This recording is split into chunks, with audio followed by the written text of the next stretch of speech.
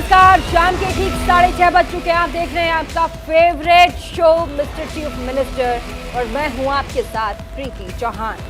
Mister chief minister में हमारा इस शो आपको दिखाने का सिर्फ एक ही मकसद है कि आप अपने मुख्यमंत्री की पूरी जानकारी इस शो के माध्यम से ले लें और साथ ही क्या कुछ चल रहा है आपके राज्य में उसकी पूरी जानकारी हम आप तक पहुंचा सके।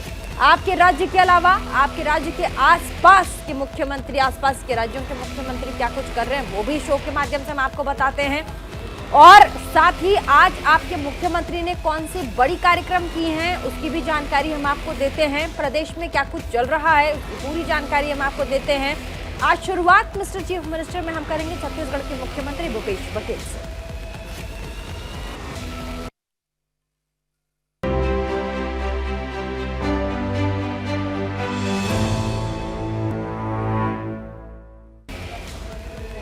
और छत्तीसगढ़ में विधानसभा की कार्यवाही के दौरान सत्र हंगामेदार रहा। पक्ष और विपक्ष के सदस्य सदन में सरकार से कई सवालों का जवाब मांगे। विपक्षी नेता नारायण चंदेल ने प्रधानमंत्री आवास का मुद्दा उठाया तो वहीं विधायक आशीष छाबड़ा ने शिक्षा कर्मियों के अनुकंपा नियुक्ति के नियम सरकार से पूछे। इसके जवाब में मुख्यमंत्री भूपेश बघेल ने कहा कि बीजेपी नेता विधानसभा घेराव कर रहे हैं और हम लगातार पिछले कुछ दिनों से सभी पात्र लोगों को आवास दिलाने के लिए कार्य योजना बनाकर काम कर रहे हैं। हमने 11 लाख से ज्यादा मकान अभी तक स्वीकृत करे हैं और साथ ही बीजेपी के कार्यकाल से ज्यादा हैं। मुख्यमंत्री ने बीजेपी को भ्रम फैलाने वाली पार्टी बताया और कहा कि बीजेपी सिर्फ हल्ला करती है। सदन में सवाल आया तो एक भी जवाब नहीं दे पाती है। मुख्यमंत्री ने कहा कि केंद्र सरकार ने मार्च 2024 तक प्रधानमंत्री आवास योजना का कार्यकाल बढ़ा दिया, इसीलिए ये बेहतर है कि बीते 12 सालों से जो लोग और पात्र हो गए हैं उनको भी प्रदेश सरकार इस योजना का लाभ दिलाना है। और इस कारण से हमने हितग्राहियों का सर्वे करने का फैसला किया। बीजेपी ये बताए कि क्या बीजेपी हितग्राही सर्वे के फैसले का समर्थन करती है या नहीं। और वहीं गोधन न्याय योजना पर मुख्यमंत्री बघेल ने कहा कि गोधन न्याय योजना के हितग्राहियों को अब तक 419 करोड़ 25 लाख रुपए का भुगतान किया। भूपेश बघेल ने कहा कि बजट में किसानों, मजदूरों, ग्रामीणों सहित सभी वर्गों के हितों का ध्यान रखा गया है। भारतीय जनता पार्टी के पास अब कोई मुद्दा रहा नहीं, न किसानों का, न मजदूरों का, न नौजवानों का, न गरीबों का। सबके लिए हमारी सरकार ने योजना बनाई है। और अभी जिस प्रकार से ये लोग विधानसभा घेराव कर रहे हैं, मेरा उनसे 2-3 सवाल है कि जो सर्वे सूची है उसमें 18 लाख के आंकड़े बताए थे जब उसकी सरकार थी। 11 लाख स्वीकृत हो गए। तो सवाल इस बात का है कि 16 लाख के आंकड़े कहाँ से आ गए? तो बचे तो 7 लाख, लेकिन अब वो कहते हैं 16 लाख है, कोई कहता है 7 लाख है, कोई कहता है 10 लाख, कोई 12 लाख।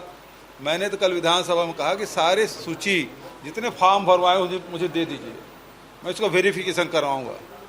लेकिन मैं भारतीय जनता पार्टी के साथियों से 2-3 सवाल करना चाहता हूँ। भारत सरकार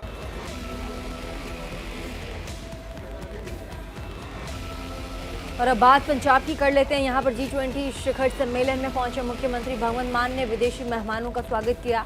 कहा कि हम भारत सरकार के आभारी हैं। ग्लोबल मामलों को लेकर के शिखर सम्मेलन बुलाया गया है। शिक्षा और लेबर पर सम्मेलन के लिए अमृतसर में होना भी हमारे लिए सौभाग्य की बात है। उन्होंने कहा कि पंजाबी ग्लोबल सिटीजन है और हर जगह पर पंजाबी और पंजाब के लोग सफल हैं। मुख्यमंत्री मान ने आगे कहा कि अमृतसर सेंट्रल एशिया की आर्थिक गतिविधियों का केंद्र भी रहा है। मुख्यमंत्री भगवंत मान ने कहा कि 117 स्कूल ऑफ एमिनेंस हम बना रहे हैं। इससे छात्र जहां पर जाना चाहते हैं उसे उसकी ट्रेनिंग दी जाएगी और भेजा जाएगा। ये स्कूल अभिभावकों के मुताबिक नहीं है, बल्कि बच्चे की मानसिकता चेक करने के हिसाब से जाना जाएगा। चंडीगढ़ मोहाली उच्च शिक्षा के हब के रूप में विकसित हो रहा है। तो वहीं प्रधानमंत्री सुरक्षा चूक मामले में मुख्यमंत्री भगवंत मान ने यह भी कहा कि सुरक्षा में कोई समझौता बर्दाश्त नहीं किया जाएगा। सुरक्षा में प्रोटोकॉल का भी पूरा पालन किया जाएगा। भगवंत मान ने कहा कि मुझे जो भी रिपोर्ट मिलेगी वो गृह मंत्रालय को सौंपी जाएगी। G20 ਸਮਿਟ ਦਾ ਐਜੂਕੇਸ਼ਨ ਕੈਟਾਗਰੀ ਦਾ ਜਿਹੜਾ ਸਮਿਟ ਹੈ ਉਹ ਅੱਜ ਸ਼ੁਰੂ ਹੋਇਆ। ਪਹਿਲਾ ਦਿਨ ਹੈ। 15, 16, 17 ਇੱਥੇ ਲਗਭਗ 38 ਮੁਲਕਾਂ ਤੋਂ ਰਿਪਰੈਜ਼ੈਂਟੇਟਿਵ ਜਿਹੜੇ ਐਜੂਕੇਸ਼ਨ ਨਾਲ ਰਿਲੇਟਡ ਨੇ ਉਹ ਇੱਥੇ ਆਏ ਨੇ।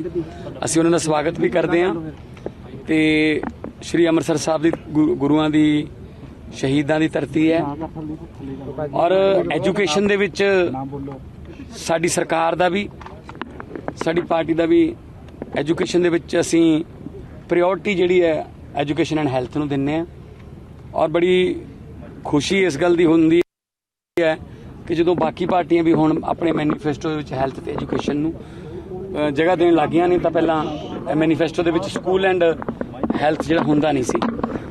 ਸੋ ਬ੍ਰੇਨਸਟਾਰਮਿੰਗ ਹੋਊਗੀ, ਨੌਲੇਜ ਸ਼ੇਅਰਿੰਗ ਹੋਊਗੀ, ਆਪਣੇ ਆਪਣੇ ਕੰਟਰੀਜ਼ ਦੇ ਐਜੂਕੇਸ਼ਨ ਸਿਸਟਮ ਬਾਰੇ ਗੱਲਾਂ ਬਾਤਾਂ ਹੋਣਗੀਆਂ, ਸਾਡਾ ਐਜੂਕੇਸ਼ਨ ਸਿਸਟਮ ਦੇਖਣਗੇ ਉਹ, ਉਹਦੇ ਚੋਂ ਕੀ ਨਿਕਲ ਕੇ ਆਉਂਦਾ ਹੈ। ਅਸੀਂ ਆਲਰੇਡੀ ਐਜੂਕੇਸ਼ਨ ਵਾਸਤੇ 17,072 ਕਰੋੜ ਰੁਪਏ ਦਾ ਜਿਹੜਾ ਬਜਟ ਹੈ ਉਹ ਇਸ ਫਾਈਨੈਂਸ਼ੀਅਲ ਈਅਰ ਵਾਸਤੇ ਰੱਖਿਆ ਸੀ ਬਜਟ ਦੇ ਵਿੱਚ। ਸਕੂਲ ਆਫ ਐਮੀਨੈਂਸ ਬਣਨਗੇ ਔਰ ਸਕੂਲਾਂ ਨੂੰ ਸ਼ਾਨਦਾਰ ਬਣਾਇਆ ਜਾਊਗਾ, ਉਹਨਾਂ ਦੀਆਂ ਬਿਲਡਿੰਗਾਂ, ਬਾਥਰੂਮ, ਟੀਚਰ ਜਿਹੜੇ ਨੇ ਉਹਨਾਂ ਨੂੰ ਅਪਡੇਟ ਕੀਤਾ ਜਾ ਰਿਹਾ ਹੈ। ਵਿਦੇਸ਼ਾਂ ਦੇ ਵਿੱਚ ਟ੍ਰੇਨਿੰਗ ਨਵੇਂ ਜਿਹੜੇ ਟੀਚਿੰਗ ਦੀਆਂ ਟੈਕਨੀਕਸ ਨੇ ਉਹਨਾਂ ਨੂੰ ਸਿਖਾਉਣ ਵਾਸਤੇ।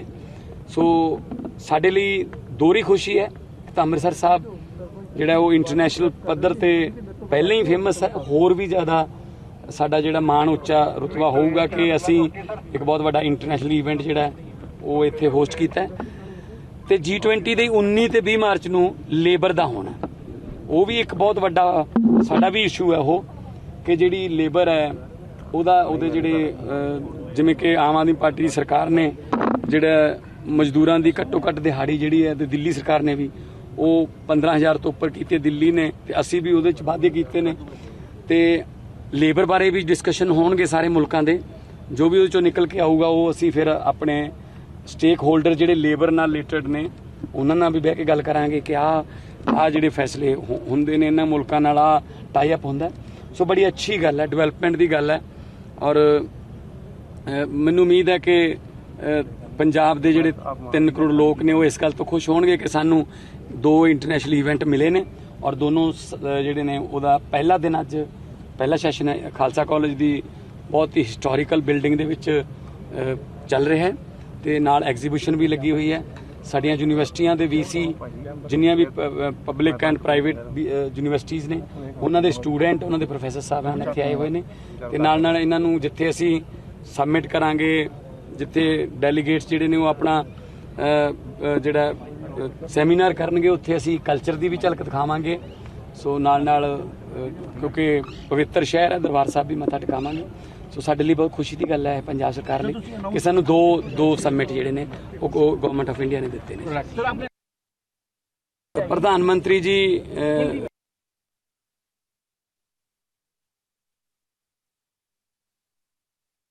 ਦਾ ਕਾਫਲਾ ਜਿਹੜਾ रोका गया सीगा इलेक्शन के समय 5 जनवरी की बात है, फिरोजपुर आ रहे थे तो उस समय कांग्रेस की सरकार थी तो सुप्रीम कोर्ट ने एक कमेटी भी बनाई थी और कुछ ऑफिसर्स को मतलब उन्होंने उसकी लिस्ट में था कि इनकी जिम्मेदारी बनती थी जो निभाई नहीं गई प्रॉपर समय पर।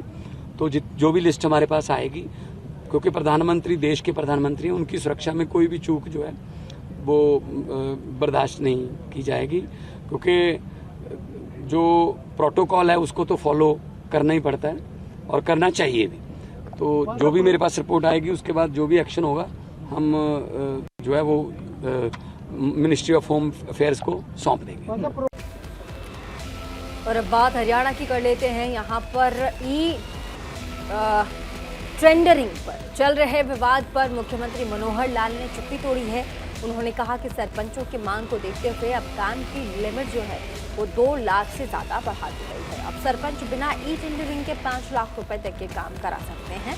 इसके ऊपर की राशि के सभी काम टेंडरिंग से ही होंगे। मुख्यमंत्री ने कहा कि उन्होंने जिला परिषद की भी शक्तियां बढ़ा दी हैं। उन्होंने कार्यक्षेत्र का दायरा सरकार की तरफ बढ़ा दिया है। मुख्यमंत्री मनोहर लाल ने कहा कि टेंडरिंग से जो काम होंगे अगर उसकी गुणवत्ता में कोई खराबी आती है तो उसकी जिम्मेदारी अधिकारी की होगी।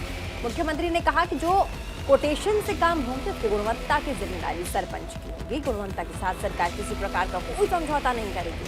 मुख्यमंत्री मनोहर लाल ने सरपंचों के वेतन में भी इजाफा किया है। मुख्यमंत्री ने सरपंचों का वेतन 3,000 से बढ़ाकर 5,000 रुपए कर दिए हैं। मुख्यमंत्री ने कहा कि सरपंचों को बढ़ा हुआ वेतन अप्रैल तक दिया जाएगा। इसके अलावा पंचों के वेतन में भी बढ़ोतरी की जाएगी। इसका वेतन 1,000 से ज्यादा बढ़ाकर 1,600 रुपए कर दिया गया है।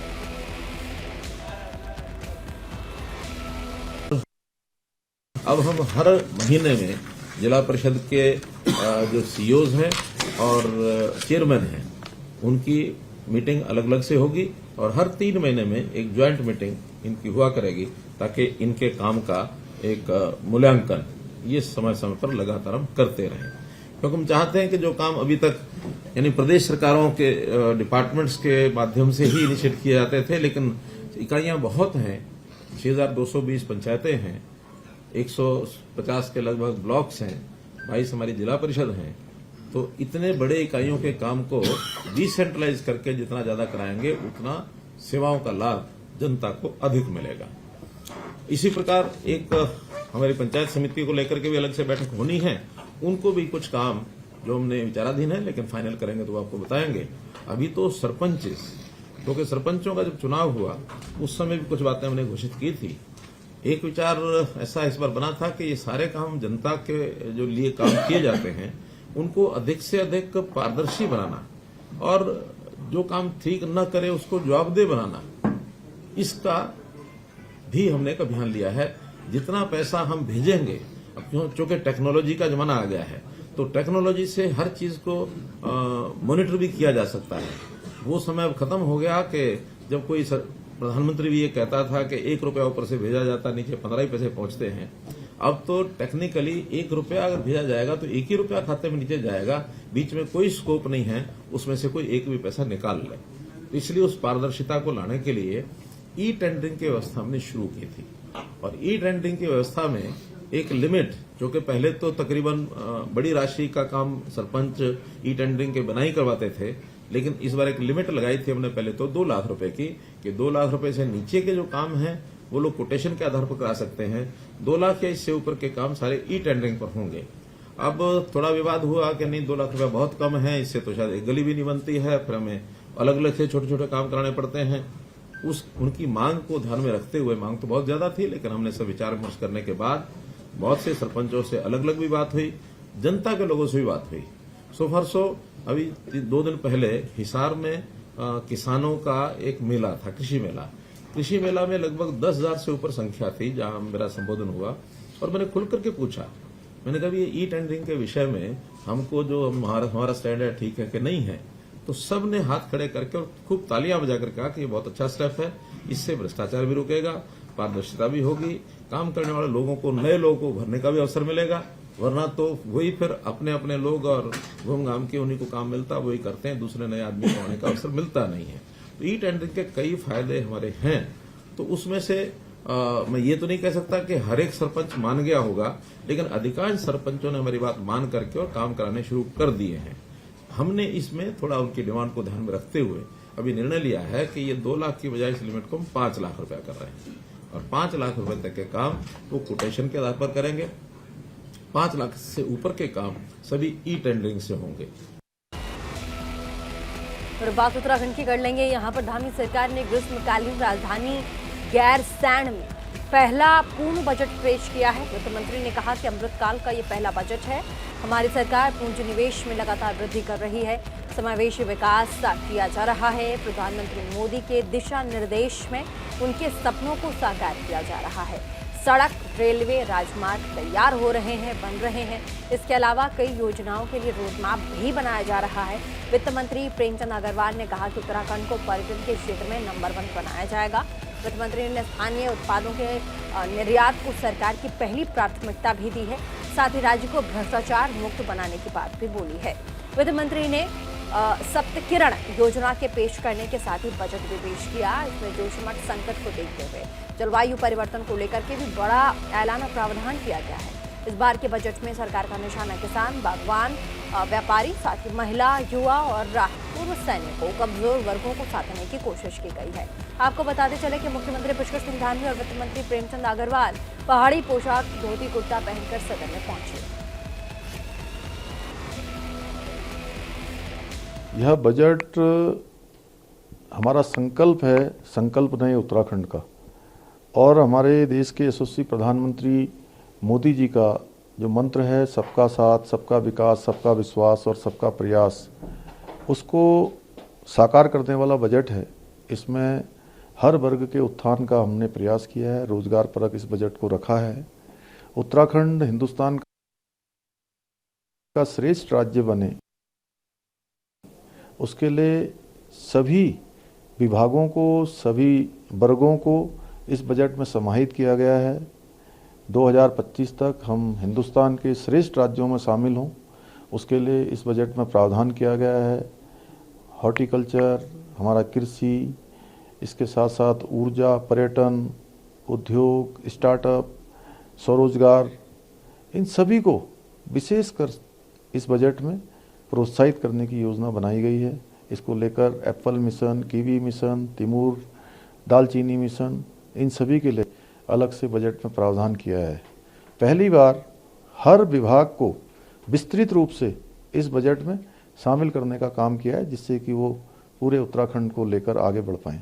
नहीं, मैं अपना सौभाग्य मानता हूं कि हमारी सबकी उत्तराखंड वासियों की संभावनाओं का और भावनाओं का केंद्र गैरसैंण इस बजट में, इस बजट सत्र में और मुख्य सेवक के नाते मुझे भराड़ीसैंण के इस लोकतंत्र के मंदिर में पहली बार सहभाग करने का अवसर प्राप्त हुआ। मैं उत्तराखंड की देवतुल्य जनता का, हमारे देश के यशस्वी प्रधानमंत्री आदरणीय मोदी जी का, अपने शीर्ष नेतृत्व का धन्यवाद करता हूं और अपने सभी उत्तराखंड के शहीदों को नमन करता हूं, उत्तराखंड आंदोलनकारियों को भी नमन करता हूं। देश की सीमाओं पर देश की रक्षा करते हुए जिन्होंने उत्तराखंड वासियों ने अपने प्राणों का बलिदान दिया है, उन सब का भी स्मरण करता हूं, नमन करता हूं और इस संकल्प लेता हूं कि उत्तराखंड को हिंदुस्तान का श्रेष्ठ राज्य बनाने के लिए संपूर्ण उत्तराखंड वासियों के आशीर्वाद से लगातार सतत रूप से लगातार प्रयास करता रहूंगा। और आइए अब आपको ग्राफिक्स के जरिए बजट की खास बातें बताते हैं। तो ग्राफिक्स के जरिए जरा समझने की कोशिश कीजिए कि आज क्या कुछ इस बजट में खास रहा है। तो वित्त मंत्री ने पेश किया है 76,592 करोड़ का बजट। 2025 तक राज्य को सर्वश्रेष्ठ बनाने की दिशा में काम आएगा। बजट में किया गया है युवा शक्ति पर विशेष फोकस। जो पहाड़ी राज्य हैं वहां से पलायन को रोकने के लिए बड़ा ऐलान किया गया है।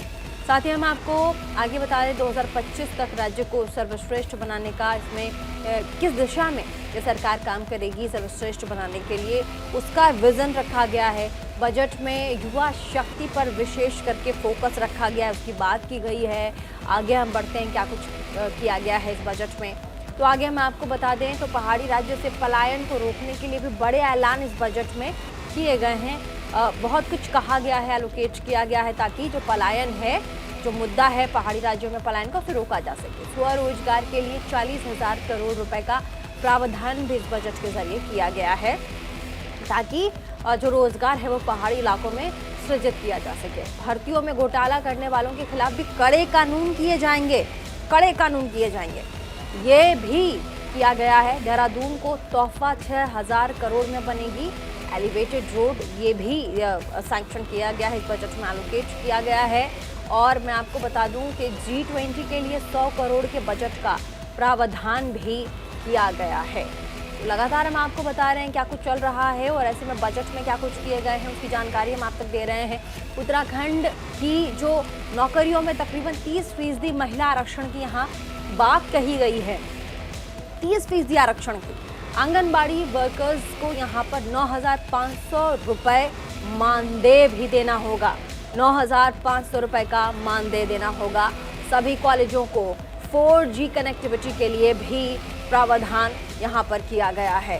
तो लगातार देखिए हम आपको बता रहे हैं कि उत्तराखंड में आज कैसे राज्य के वित्त मंत्री ने जो एलोकेशंस किए हैं बजट में, जो घोषित किया उसके बारे में पॉइंट वाइज और ग्राफिक्स के जरिए मैं आपको समझाने की कोशिश कर रहे थे। मेधावी छात्रों को तकरीबन 5 करोड़ रुपए छात्रवृत्ति यानी कि स्कॉलरशिप के रूप में दी जाएगी। आगे बढ़ें तो एनसीसी कैडेट्स को रोजाना डाइट के लिए 45 रुपए भी दिए जाएंगे, ये बड़ी बात है। और आगे भी हम बता दें क्या कुछ खास रहा ये खास बातें रही हैं जो आज के बजट में उत्तराखंड में पेश की गई हैं। अब आगे बढ़ेंगे, बात तमिलनाडु की कर लेते हैं। तमिलनाडु के मुख्यमंत्री एम के स्टालिन की बात, जिन्होंने ऑस्कर विजेता डॉक्यूमेंट्री फिल्म दी एलिफेंट विस्पर्स में अभिनय करने वाले बोम्मन और बेली को सम्मानित किया। दोनों को सीएम स्टालिन ने 1-1 लाख रुपए की आर्थिक सहायता दी है। स्टालिन ने राज्य के 2 हाथी शिविरों में तकरीबन 91 श्रमिकों को मुख्यमंत्री राहत कोष से 1 लाख रुपए के पुरस्कार की भी घोषणा की है। इसके साथ ही हाथी शिविरों में श्रमिकों को घर बनाने के लिए 9.1 करोड़ रुपए दिए। आपको बता दें कि बोमन और बेली ने कार्तिकी गोंजाल्वेस के डायरेक्शन में बनी शॉर्ट डॉक्यूमेंट्री में अभिनय किया है। उन्होंने हाथी के बछड़ों अम्मू और रघु को पाला था। तो आपको ये जानकारी दे रहे हैं। देखिए, ऑस्कर्स विजेता 2 फिल्में रही, जिसमें आपने आरआरआर का जो सुपरहिट गाना रहा नाटू नाटू, उसे ऑस्कर मिला। और दूसरा जो था वो एलिफेंट विस्पर्स नाम की जो शॉर्ट डॉक्यूमेंट्री रही, उसको लेकर के एम के स्टालिन ने आज जिन पर ये फिल्म बनी दी एलिफेंट विस्पर्स, उनके ओनर्स को आज सम्मानित किया है।